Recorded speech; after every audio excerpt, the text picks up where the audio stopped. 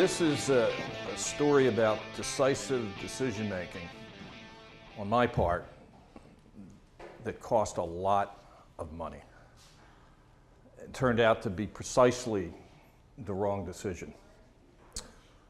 And I'm a writer, a financial writer, and a consultant. I used to write for the press. Now, for many years, I write for corporations, a variety of capacities. And so across my lengthy tenure of being in business, I've written quite a few business plans. And whenever I wrote a business plan, I was generally offered a small sliver of equity. And if I wasn't offered a small sliver of equity, I usually asked for a small sliver of equity.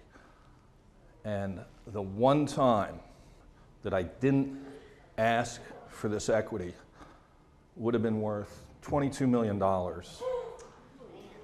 when my client, Energy Brands, developer, manufacturer, and distributor of the now ubiquitous smart water, sold themselves to Coca-Cola for $4.3 billion. And so if this story has a name, it's called Smart Water before it got smart, because that's when I caught up with them. And I had my reasons why I decided not to ask for equity. The first reason was equity's great. It's probably what everyone in the room here is for. But you can't pay bills with it. And at that time, 20-some years ago, I had a lot of bills. The second reason that I decided not to ask for equity was probably because how our first working meeting went. So rather than meeting them in their offices, which were in Queens, on Whitestone, near LaGuardia Airport, they asked me to meet them at an attorney's office in Stamford, Connecticut. So it turns out that the attorney represented my client's largest supplier of water. And my client was $58,000 behind in their payables. So having the meeting in the attorney's office had an unmistakable message to it, that my client had to catch things up, and they had to do it quickly. Now, the guy who hired me, his name was Bill, he understood all this. So he went to the meeting with a check for $35,000, and then he trotted me out as the professional who was going to write the plan that would enable the company to raise capital and be a better, larger, more reliable customer. So I didn't have to say anything, or I didn't have to say much. And I didn't. I just had to be there so that Bill could set his table. But the meeting led me to a realization, which was that if they were going to withhold $23,000 from their largest supplier, from the supplier for whom, without them providing water, my client, they wouldn't have even had a product. So if $23,000 was material, then my fee, which was $15,000, was also material. And my sense of it is that if I asked Bill if he would convert my fee into, say, 25 basis points or 50 basis points, that he would have gone for it. In truth, it wasn't Bill's company.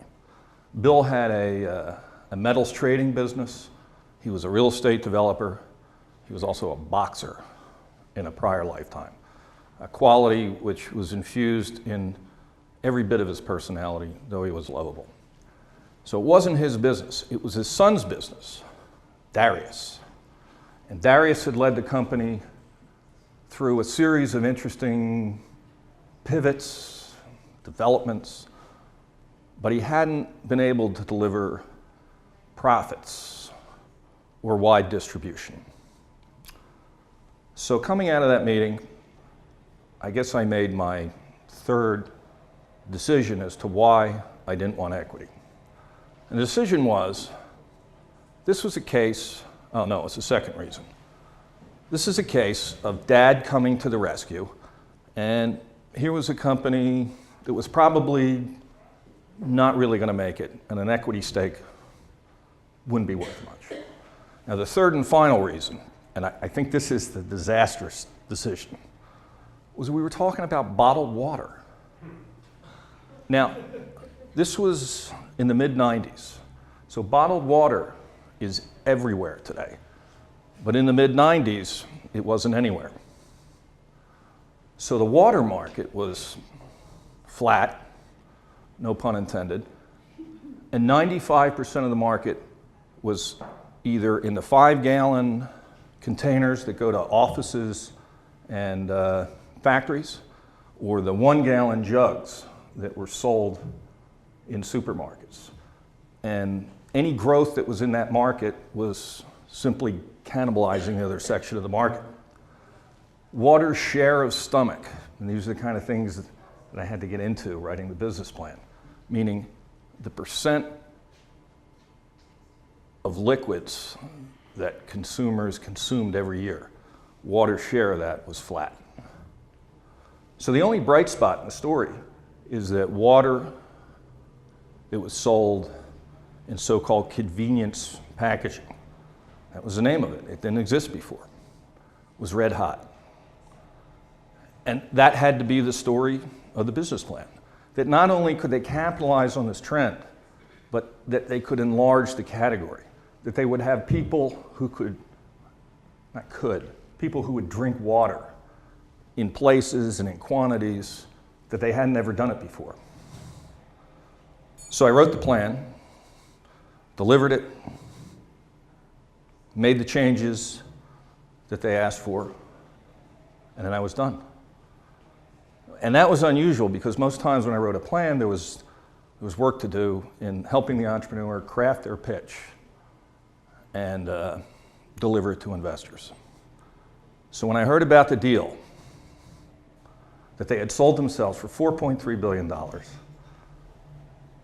stopped, I exhaled, I calculated the value of my hypothetical equity stake, I shook my head and moved on.